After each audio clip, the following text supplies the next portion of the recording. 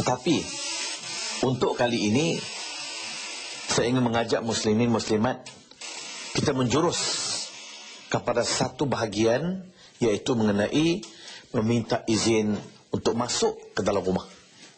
Kita menjurus membicarakan bagaimana cara meminta izin untuk masuk ke dalam rumah. Tidak perlu dibicarakan mengenai minta izin masuk pejabat orang, bilik orang, nak masuk kawasan halaman rumah orang, nak masuk majlis yang ada orang. Tetapi terjurus kepada nak masuk ke dalam rumah orang. Dan juga rumah kita.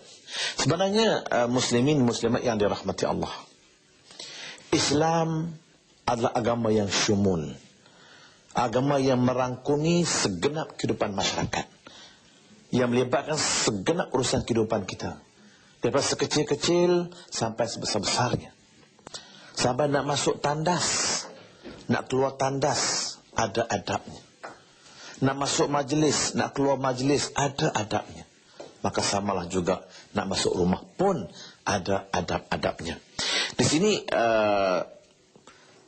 saya ingin terangkan bahawa bila mana pernah berlaku di zaman Rasulullah sallallahu alaihi wasallam, bila mana Rasulullah memerintahkan, menyuruh seorang budak lelaki pergi ke rumah Sayyidina Umar bin Khattab radhiyallahu an untuk menjemput datang menghadap Rasulullah. Lalu si budak lelaki ini, oleh kerana ini merupakan perintah Rasulullah, dia terus pergi ke rumah Sayyidina Umar dan terus dia masuk ke dalam rumah Sayyidina Umar tanpa minta izin. Sedangkan pada ketika itu Umar dalam keadaan tidak bersedia untuk menerima tetamu. Atau arti kata lain, mungkin pada ketika itu Umar tidak suka orang masuk ke rumahnya, kerana keadaan dia tak sesuai untuk dilihat orang. Lalu besok kan, bila Umar bertanya Rasulullah, "Ya Rasulullah, bagaimanakah jika sekiranya seorang masuk ke rumah kita dalam keadaan kita tidak bersedia untuk menerima orang masuk?" Maka sebab itulah turun ayat-ayat yang menceritakan sebagai adab, tata cara bagaimana kita nak masuk ke rumah orang. Sebab di zaman jahiliyah, muslimin muslimat yang dirahmati Allah, sudah menjadi kebiasaan, bila mana seorang jahiliyah, kalau mereka nak masuk rumah orang, sama ada rumah itu terbuka pintunya atau tertutup pintunya, mereka terus masuk hanya dan berkata, "Huyyitum sabahan" atau "Huyyitum masaan." Ini ungkapan macam kita hari ini, good morning lah, good morning ke afternoon ke, itu kebiasaan lah. Maka jahiliyah kata "Huyyitum sabahan." Kalau pagi dia kata "Huyyitum sabahan", yang kita sebut pada Arabnya sabahal khair. Tapi orang jahiliyah menggunakan perkataan "Huyyitum sabahan." Kalau petang mereka menggunakan istilah "Huyyitum masaan." Ini amalan jahiliyah. Maka Islam yang dibawa Nabi kita Muhammad SAW nak merubah, nak menukar cara jahiliyah itu kepada cara Islam. Di mana Al-Quran sendiri menjelaskan, menggariskan adab-adab dan cara-cara bagaimana kita nak masuk ke dalam rumah orang ataupun rumah yang bukan rumah kita. Yang pertama sekali berpandukan kepada firman Allah Subhanahu wa taala dalam surah An-Nur ayat 27 dan juga ayat 28, di mana Allah Subhanahu wa taala berfirman, "A'udzubillahi minasyaitonir rajim. Ya ayyuhallazina amanu la tadkhulu buyutan ghaira buyutikum hatta tasta'nisu wa tusallimu ala ahliha." Jadi muslimin muslimat yang dirahmati Allah, kalau kita lihat ayat ini sebagai satu garis panduan, Allah khusus kepada orang-orang yang beriman, yang bermaksud ayat ini, wahai orang-orang yang beriman, jangan sekali-kali kamu masuk, la tadkhulu, jangan kamu masuk ke dalam mana-mana rumah yang bukan rumah kamu, melainkan hendaklah terlebih dahulu kamu meminta izin dan kamu memberi salam. Artinya adab hari ini ialah pergi rumah orang, kita minta izin dan beri salam. So bagaimana cara minta izin, bagaimana cara kita beri salam, insya-Allah saya akan jelaskan selepas nanti, insya-Allah sama-sama kita ikuti sambungan bagaimana cara kita nak minta izin, bagaimana cara kita nak beri salam. InsyaAllah. Muslimat yang dirahmati Allah. Daripada ayat 27. Surah An-Nur ini seolah-olahnya Allah mengajar kita. Allah nak beritahu kita, atau arti kata Allah nak menukarkan cara hidup jahiliah kepada cara hidup Islam.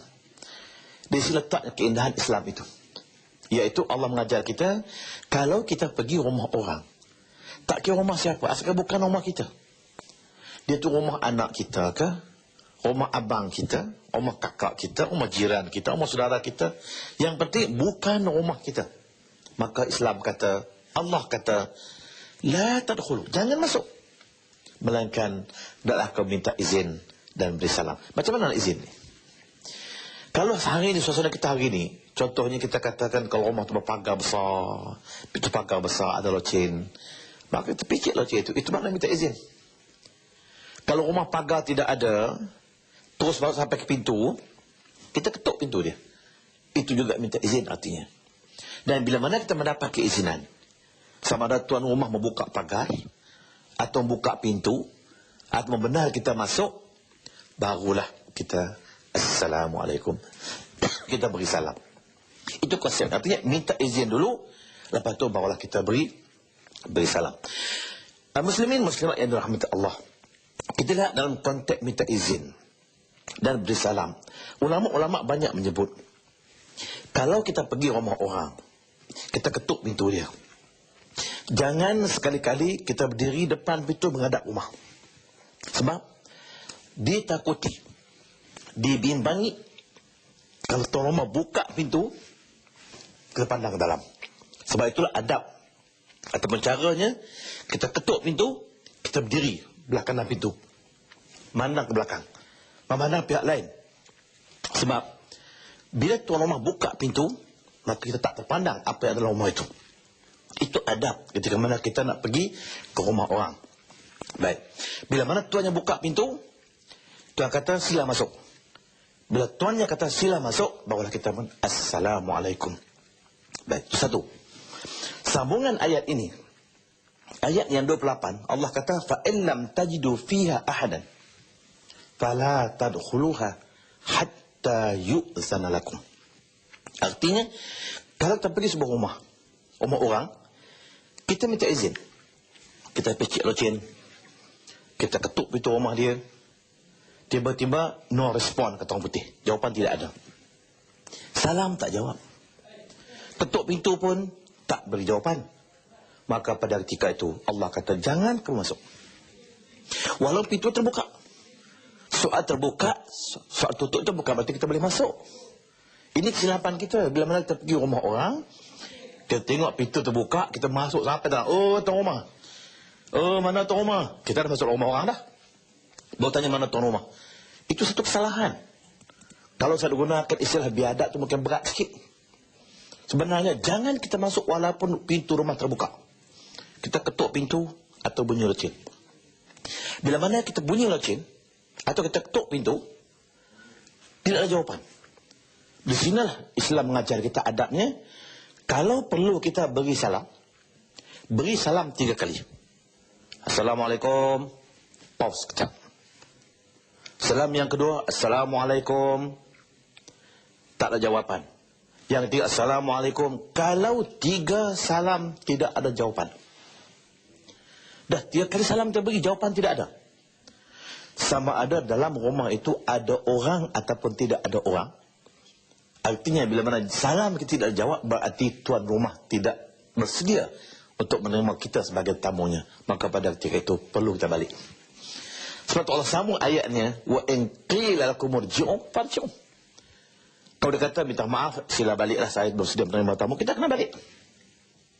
Tapi kesilapan kita hari ini, jangankan tuan suruh balik, kalau kita beri salam 3 kali tak jawab, sedangkan ada orang dalam rumah itu, balik tekan dia kata tobat, aku tak pergi dalam rumah dia. Ini kesilapan kita. Kita kena fikir, berkemungkinan masa itu tuan rumah belum bersedia untuk menerima kita sebagai tetamu, atau boleh jadi tuan rumah ada urusan-urusan lain, atau mungkin tuan rumah itu nak keluar kerana urusan lain. Maka sebab itu kita kena faham, ini adab bagaimana nak minta izin. Maka sebab itulah kita lihat hari ini, seolah-olah amalan yang dilakukan oleh masyarakat jahiliah dahulu kala sudah diamalkan semula oleh masyarakat Islam hari ini, yang mana kita pergi rumah orang, tak bagi salam, tak minta izin, terus masuk dalam rumah. Ini banyak berlaku di kalangan masyarakat Islam kita pada hari ini. Amat malang kerana berlaku perbuatan ini tanpa disedari. Maka sebab itulah, untuk siri ini ialah kita minta izin. Mulai hari ini kita pergi rumah orang yang bukan rumah kita, walaupun itu rumah anak kita, rumah abang kita, rumah saudara kita, rumah jiran kita yang biasa dengan dia, itu tidak persoalkan. Sampai kita di rumah dia, rumah dari pintu buka ke, tak ada buka ke, tutup ke, ada orang ke, tak ada orang ke, ada lampu ke, tak ada, itu jangan soalkan. Penting yang pertama minta izin. Gambar ada dengan pecik loceng atau ketuk pintu. Bila tuan dia benarkan kita masuk, dia persilakan kita masuk, maka bahawa kita pun Assalamualaikum. Timbul soalan, bagaimana jika sekiranya kita bersama tuan rumah sendiri daripada luar masuk? Kita bersama tuan rumah berjalan daripada luar pagar masuk ke rumah dia, perlukah minta izin juga? Maka seorang ulama kata, yang pada ketika itu tidak perlu minta izin. Sebab bila mana kita berjalan bersama tuan rumah untuk ke rumahnya, berarti ia telah mengizinkan kita masuk. Cuma bila kita masuk saja, adalah kita beri Assalamualaikum warahmatullahi. Sebagian Allah kata, maknanya tasta'nisu wa tusallimu alaiha. Ada dua tu. Minta izin, dan bila diizinkan, adalah kamu beri salam kepada penghuni-penghuninya. Sebab ada penghuni itu masuk bersama kita, ataupun sedang berada dalam rumah menunggu kedatangan kita. Yang pentingnya ialah minta izin dan beri salam. InsyaAllah kita akan sambung lagi berikutnya mengenai minta izin, insyaAllah. Muslimin, muslimat yang dirahmati Allah. Kalau sebelum ini kita bicarakan adab ataupun cara-cara untuk memasuki rumah orang yang bukan rumah kita, timbul persoalan, bagaimana kalau rumah itu tidak ada penghuni ataupun memang tidak didiami orang? Maka sungguhnya Al-Quran sudah ada menjawab. Seperti mana Allah firman dalam surah An-Nur ayat 29, A'udzubillahi minasyaitonirrajim, fa illam tajidu fiha ahadan fala tadkhulu. Itu ayat tadi. Sambungnya ialah laisa 'alaikum junahun an tadkhulu buyutan ghaira maskunatan fiha mata'ul lakum. Artinya tidaklah menjadi salah bagi kamu masuk ke dalam rumah yang tidak berpenghuni. Artinya rumah yang memang tidak ada, rumah kosong. Istilah rumah kosong, maka boleh kita masuk dengan syarat fiha mata'ul lakum. Tujuannya untuk berehat, untuk berteduh, bukan niat untuk kejahatan, bukan untuk buat jahat. Niat untuk kita mendapat sedikit manfaat dari rumah yang tidak berpenghuni itu. Timbul soalan yang kedua, bagaimana kalau rumah sendiri? Maka kalau rumah sendiri, Al-Quran juga ada menyebut.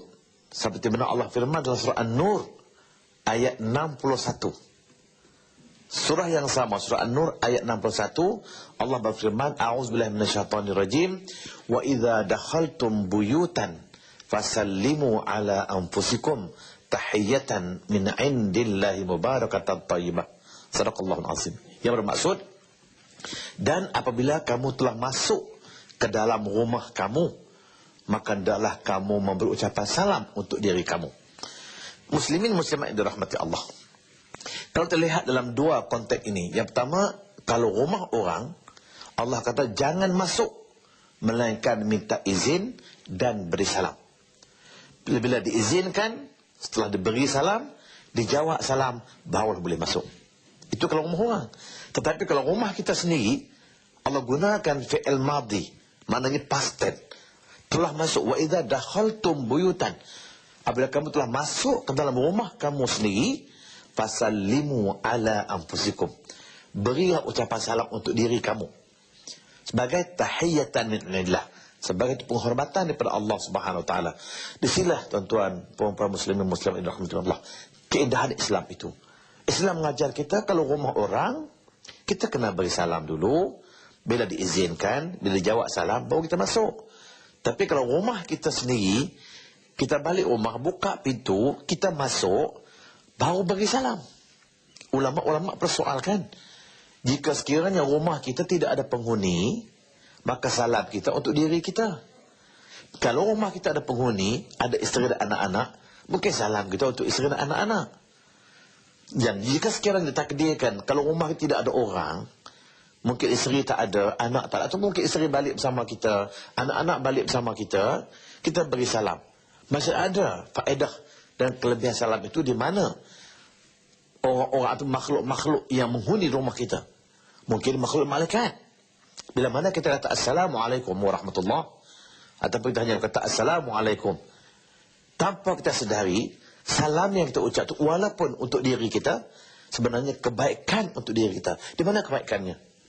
Tanpa kita sedari bila mana kita beri salam, ditakdirkan kalau dalam rumah kita itu ada beberapa banyak para malaikat, maka malaikat akan menjawab salam kita. Cuma kita tak dengar salam malaikat. Kita tak mendengar jawapan salam malaikat. Dia jawab. Dia juga makhluk suci. Ucapan salam itu syiar.